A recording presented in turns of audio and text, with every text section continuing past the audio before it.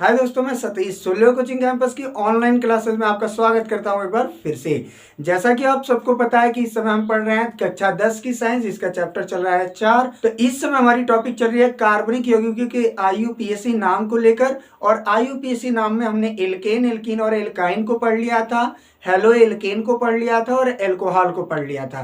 तो आज की हमारी जो टॉपिक है वो है ईथर। अब ईथर को हम आज पढ़ेंगे और इससे रिलेटिव कुछ एग्जाम्पल को भी देखेंगे कि कौन से एग्जाम्पल हमारे बोर्ड एग्जामिनेशन में पूछे जाते हैं। तो बिना देरी किए, अगर वीडियो को आपने लाइक नहीं किया है तो लाइक कर दीजिएगा, शेयर नहीं किया है तो शेयर कर दीजिएगा, और हाँ, अब तक अगर चैनल को सब्सक्राइब नहीं किया है तो सब्सक्राइब कर लीजिएगा। उम्मीद है आपको वीडियो काफी पसंद आएगा। चलिए बिना देरी किए वीडियो को स्टार्ट करते हैं। तो देखिए, आज की हमारी टॉपिक है ईथर। अब ईथर कहते किसे हैं? तो ROR सूत्र के यौगिक को ईथर कहते हैं। तो एक बात बताइएगा, मैंने R को क्या बताया था आपको कि R की जगह हम लिख सकते हैं CnH2n+1। इसको एल्किल मूलक कहते हैं। तो देखिए, इसमें R कितने हैं? 2 R है। तो इसका मतलब हम इसको लिख कैसे सकते हैं? CnH2n+1 single bond O single bond CnH2n+1। ये हमारा हो गया ईथर का फार्मूला। अब एक बात यहां पर ध्यान दीजिएगा, इसमें जो आर प्रयोग में लाए गए हैं, मतलब ये जो दोनों आर होते हैं ये या तो समान होंगे। समान होने का मतलब क्या? अगर इधर हमने CH3 लिया तो उधर भी CH3 हो जाएगा। और या तो फिर असमान हो सकते हैं। तो असमान होने पर मान लीजिए इस साइड आर में आपने CH3 लिया तो उधर CH3 को छोड़कर कोई दूसरा एल्किल मूलक होगा। सपोज मान लीजिए क्या हो गया, C2H5 हो गया, और बीच में तो आपका ईथर का सिंबल रहेगा ही। तो यहां पर क्या बात हुई कि आपने देखा कि O के तरफ कार्बन के जो एल्किल मूलक है उनमें कार्बन की संख्या भिन्न भिन्न है। तो इसके आधार पर, किसके आधार पर? जो इसमें उपस्थित है क्या आपका एल्किल मूलक, इसके आधार पर ईथर को 2 भागों में बांटा जाता है। एक होता है आपका सम्मित ईथर। सम्मित ईथर का मतलब जिसमें O से दोनों तरफ जुड़े हुए एल्किल मूलक में कार्बन की संख्या समान हो। जैसे आपका हो गया CH3OCH3, दोनों तरफ कार्बन के जो एल्किल मूलक है वो समान है, तो ये सम्मित ईथर में आ जाएगा। अब इसको हम क्या कहते हैं? असम्मित ईथर। इधर का मेथिल है, इधर का एथिल है, तो भिन्न हुआ ना। तो ईथर के ये प्रकार है, आपको इसे पढ़ना नहीं है, आप उच्च लेवल की क्लासेस में पढ़ेंगे इसको जाकर। तो चलिए अब आगे देखते हैं इसके नियम के विषय में। यहां तक बातें समझ में आपको आ गई होगी कि फार्मूला क्या होता है। अब देखते हैं सामान्य सूत्र। तो सामान्य सूत्र इसका क्या बताया गया? ROR, या तो डैश भी R के ऊपर कर सकते हैं। नामकरण कैसे किया जाता है? तो नामकरण जान लीजिएगा। इनका नामकरण एल्कॉक्सी एल्केन की भांति किया जाता है।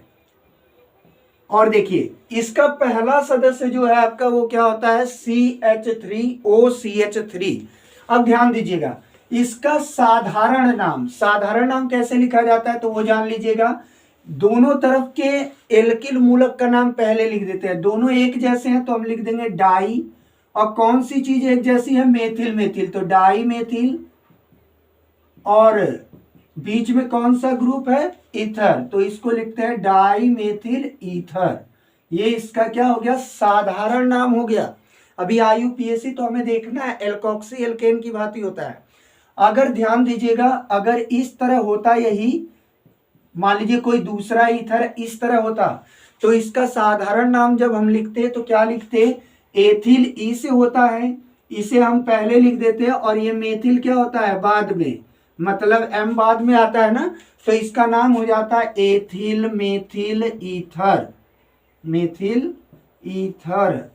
और ये इसका क्या है? सामान्य नाम है ईथर। ये साधारण नाम की बात हो रही है। अब हम देखेंगे आईयूपीएसी नियम या नाम की पद्धति। तो देखिएगा यहां पर क्या कह रहा है, रूल दे दिया है, नोट कर कर हम लोग रूल पढ़ते हैं। तो रूल में क्या कह रहा है कि ROR यौगिक में, मतलब ईथर यौगिक की बात कर रहा है, में जिधर O से, भाई इसमें O आता है ना बीच में, इसकी बात कर रहा है। जिधर O से कम, ये कम है, मिट गया है, कम कार्बन का एल्किल जुड़ा हो। मतलब हमने देखा था क्या, O के दोनों तरफ R जोड़ना है हमें, तो कह रहा है कि जिधर कम कार्बन परमाणु का एल्किल हो, सपोज मान लीजिए एग्जांपल में हम इसे ले लेते हैं CH3OC2H5, तो देखिए इसमें कम वाला कौन है, ये है ना, तो इसकी बात कर रहा है। कह रहा है कि जुड़ा होता है उसे एल्कोक्सी मानते हैं, मतलब जो कम वाला रहेगा उसको हम क्या मान लेंगे, एल्कोक्सी, और जिधर जबकि शेष को एल्केन कहते हैं, शेष का मतलब यही ना बचा हमारा, तो इसको हम क्या कहेंगे, एल्केन कहते हैं। एल्केन में उपस्थित कार्बन परमाणु की गिनती होती है, मतलब इसके कहने का मतलब ये है कि हम गिनती किन कार्बनों की करते हैं, जो इसमें उपस्थित होता है एल्केन श्रेणी में, न कि एल्कोक्सी श्रेणी में। इसमें कार्बन की गिनती करना जरूरी नहीं है, किधर का करेंगे, जिधर ये ज्यादा कार्बन की श्रृंखला होगी। फिर कहता है हाँ, कार्बन परमाणु की गिनती की जाती है। अब देखते हैं एक एग्जाम्पल इसी को लेकर। देखिए इसमें मैंने क्या कहा था कि जिधर O से कम कार्बन जुड़े हो उसको एल्कोक्सी कहते हैं। तो इसमें कितने कार्बन है, एक कार्बन है, तो इसको हम कहेंगे मेथॉक्सी। क्या कहेंगे, मेथॉक्सी। इतने का नाम हो गया भाई CH3O का।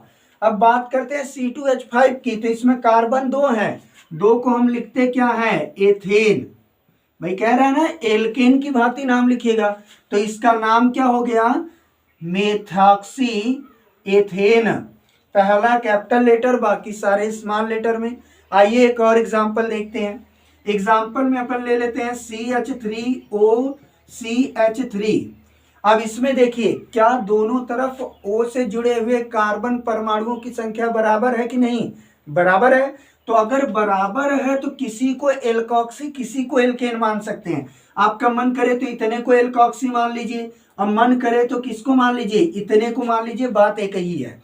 तो हम दोनों में से किसी एक साइड को ले लेते हैं, पहले ही वाले को ले लेते हैं क्या, एल्कोक्सी, और बचे हुए को ले लेते हैं एल्केन, क्योंकि दोनों तरफ कार्बन की संख्या क्या है, बराबर है। तो इसका नाम क्या होगा, मेथॉक्सी। अब ये क्या हो जाएगा, मेथेन।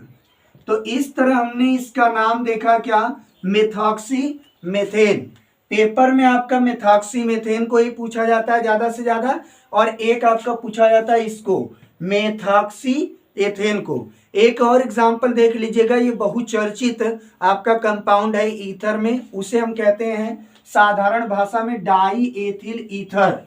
अब देखो यहाँ पर C2H5 में आप इसी को या कर क्या लिख सकते हैं, CH3 CH2O single bond CH2 single bond CH3। अब इसमें क्या कह रहा है कि कार्बन की 2 श्रृंखलाएं आपको मिल रही हैं, एक इधर एक उधर, जिसको हम एल्किल कहते हैं। तो उसको हम एल्कोक्सी मानेंगे जिधर कार्बन की संख्या कम हो O के साथ। तो दोनों तरफ तो बराबर है, तो मान लीजिए हमने इसको मान लिया एल्कोक्सी। अब इधर वाले में कार्बन की गिनती होगी, तो देखिए 1 कार्बन 2 कार्बन हो गया ना। अब इसका पता क्या हमको मिल गया, एक पर रहने पर कोई पता नहीं लिखते, तो ये हो जाएगा हमारा क्या, इतने को हम कहते हैं एथॉक्सी। एथॉक्सी 2 कार्बन थे तो एथॉक्सी, और उतने को कहेंगे एथेन। तो ये आपका हो गया एथॉक्सी एथेन। और इसका साधारण नाम अगर आपसे पूछे तो आप देख रहे दोनों तरफ एथिल एथिल है, तो हम इसको कहते क्या है, डाई एथिल ईथर। साधारण नाम में डाई एथिल ईथर। और इस समय क्या कहेंगे IUPAC नेम में इसे, एथॉक्सी एथेन। चलिए एक नाम आप बताइएगा इसका, CH3 CH2 CH2 और यहाँ O, और इधर हो गया CH2 और CH3। इसे आप कर कमेंट बॉक्स में इसका नाम सेंड कर दीजिएगा।